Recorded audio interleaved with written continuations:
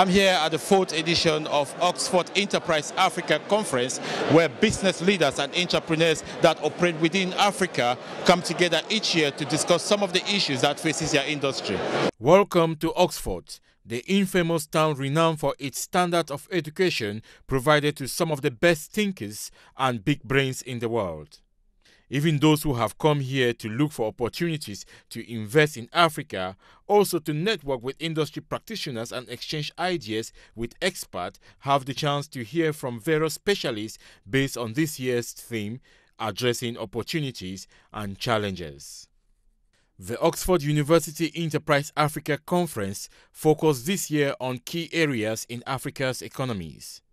Unlocking value in Africa, the role of private equity and frontier investment, managing natural resources in Africa, the way forward, the relationship between Africa and China, defining the next step of engagement and entrepreneurship on the ground in Africa, how to get it right. Inside the Nelson Mandela Lecture Theatre, where the conference is taking place, are people from different backgrounds who have come here with diverse interests and to listen to experts like Dai Jones, President and General Manager, Tulu Oil in Ghana. But the first part of this conference looked at unlocking value in Africa, the role of private equity and frontier investment. I met up with some of the panelists just to get an insight on what are some of the issues, challenges, and some of the things that were raised within this conference from the audience. Just going on the last point, Harry, that you talked about, there was a question about the diaspora influence in investing in Africa. You sounded a bit not very optimistic about. I'm very optimistic about it. You know, the diaspora are doing a lot to invest in Africa. But as I said before, there are more Africans within Africa than outside Africa. So if there's a way of collecting in a formal way the collective investment schemes to assist in making investments in Africa, then that would be great. At the end of the day, it's only Africans that can help Africa. At the end of the day, what we want is absolutely to build up the key cornerstone sectors in our economies. This is essential. Education, food security, more broadly agriculture, healthcare, all of the above. We need that.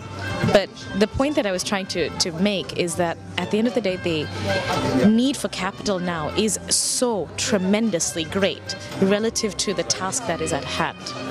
When we are investing, what we do is first we find a business which we think is sustainable. If it cannot financially sustain itself, or if we can't get it to that point where it can financially sustain itself, then we are doing nobody any good by investing in that business.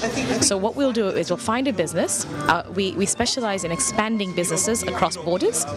We've done some of the first cross-border transactions in Africa. The next thing you look at is what are the needs of the business. So I'll give you an example. Nairobi Women and Children's Hospital. That was the first investment that we made out of our Africa Health Fund. One of the critical issues is around training of nurses. So we knew this was going to be an issue. Nairobi Women and Children's Hospital has a training facility. Do all the nurses who train there stay with the hospital? Not at all. But we're building a capacity which has reached beyond just that one investment that we have made. And similarly, we'll try and find other ways to leverage the investments that we make across many fronts. It's very difficult to say we will only do one thing, we will only do education, because it's very much a value chain issue at hand. So we've tried to approach it recognizing, first of all, there's an ecosystem, there's going to be a need for debt, there's going to be a need for equity, and for us as SME investors, the critical thing is really being able to roll up our sleeves and work closely with these companies over the course of 5-6 years, because without that, it's just cash on the table. Cash on the table is not worth very much for businesses of this size. That sounds like an economic boom. I was just wondering if we've learned any lessons from the financial crisis, that's global financial crisis recently, and if there's any safeguard strategy when investors, putting their money in Africa. What have we learned from the financial crisis? I think everyone globally has learned a lot from the financial crisis. Interesting enough, from a financial perspective, we've been a lot more conservative in Africa, and that protected us during the financial crisis. So the lessons learned: invest in businesses where there's a real business, where there's a real demand, where there's physical goods being produced, services that are actually being consumed. This is the basic building block of any economy. And by doing that, and that's where the boom is coming in Africa today, we build a truly sustainable economy. Such conferences are not just about listening to the speakers, but also an opportunity for the audience to ask questions. The session on Africa-China relationship was characterized by a macroeconomics presentations on railway network in Lagos State, Nigeria, and on how the Chinese economic mechanism is built. Can you say that there is a lot that needs to be done by the African government rather than the Chinese government? I think a lot needs to be done on both sides, but I think as relationships improve and people understand how to better contract, how to better understand each other's cultures, the results will improve with time. One important thing is this: the Chinese provide choice. They provide choice, and so it's not just the African government dealing with the Paris Club or dealing with the World Bank. Now the Chinese are at least there so they can compare contracts and try to at least work one against the other. I think that's very, very valuable for African governments. Yeah. William, what would you say if, say, a Chinese company investing in Africa, perhaps not actually having any due diligence because they're making their money, they go back to China, that's it? Again, depends whether we're talking about state-owned company or private companies. Yeah, private company. For private company, I mean, they just operate as any private company in the world.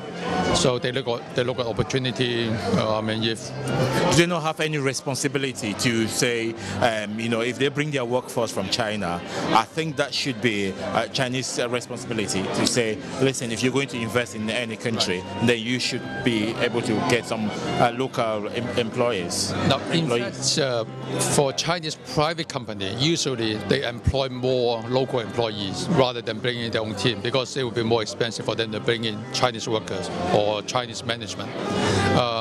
But state-owned company, because they want to finish their own project in a short time, so they bring in more Chinese worker or Chinese management. Okay. Now, for Chinese private company, okay, they will be employing, in terms of percentage, not absolute number, they will be employing more local employees. But I think it will be the responsibility of the African government to make sure that they, for example, have a certain percentage of local employee that this company has to employ. Okay, and one very important thing is this government has to make sure that they have the right skill, right skill for the employees, to make sure they're employable for foreign investors. I think this is very important. When it comes to encouraging the diaspora Africans to come and do business in Africa, this speaker was very vocal with optimism. You probably know from your experience that it's very difficult as well when you come, say, from the diaspora and then you come in to invest with innovative ideas. It's a big challenge because they all got out there. They don't want anybody to come in. They think you know nothing at all. I disagree with that. I think that new ideas which have a benefit to the people and to the countries are not necessarily turned down. Sometimes it's more in the question of the packaging and the delivery. Walking into a country when people have been there for a number of years, with no knowledge of the country, lack of understanding, suddenly turning up with this great idea probably doesn't endear itself to the locals. You have to understand the country, you have to understand the culture, you have to understand the impact, you have to understand the challenges, and packaged appropriately, sometimes with the right local partners, does deliver enormous benefits. And I do believe that new ideas, new technologies, the mobile phone didn't exist 10 years ago. Mobile phone banking didn't exist 5 years ago. People are now using PDAs to do all sorts of different things. And don't forget, you have a very young population. So what might not work for your father works for your son. And it's the market I'm going after is my son's market. Okay, the politics in Africa in particular, as you know, it's not straightforward as it seems in terms of democracy, and people don't believe in that. There are risks associated with every country you work in. Over here, you have politics which are also incredibly different. You have corruption over here as well. I'm saying, you have to pick the countries you invest in, obviously, but you also have to understand that there are far more, I guess, certain electoral cycles, and there's a lot more transparency depending upon who you invest with, what industry you invest in, the investors you come with. You get a lot more certainty. Yes, legal systems are challenging, but against that, the one thing I will say, on a risk-adjusted basis. So you cannot, on the one hand, complain that there are risks, but on the other hand, ask for outsized returns. You can't get outsized returns, with lower risks. So on a risk-adjusted basis, if you can understand the risks, mitigate the risks, don't let that stop you making an investment. But as an African, not to invest or to be worried. If you're worried, what about people who are not from Africa? Why should they come and do what you're not prepared to do? So for me, that's the most important thing. At least do something. One of the participants who came here looking for investment opportunity in Africa is casting their eyes on real estate. Was this conference beneficial? So I think one thing, absolutely. I mean, a lot of the discussions have indicated that Africa is going to grow at a pace, and therefore gives opportunities not just in real estate and infrastructure, but right across the board. So I believe that there is a definite opportunity for anyone who really wants to invest in that space. So what would you say specifically, given that you've been in this conference all day today, what would you say has particularly motivated or make your enthusiasm or ambition being able to achieve that? Well, I mean, the signs are there, and there's one thing that's come out quite loud and clear, which is we need to invest in the youth, and the youth who can then help, create those dreams. So I think one thing that I'm going to take away is to look at how I can invest in some people and young companies to try and multiply, if you like, make their dreams come true as well. As the conference comes to an end, participants here this afternoon at this conference have listened to various industry experts, industry professionals basically, who have come here to share their knowledge and experience on the various industry and opportunities that Africa presents. Now it's up to these participants or those entrepreneurs that have come here this afternoon to go and implement that. As one of the panelists said this afternoon, it is time for action.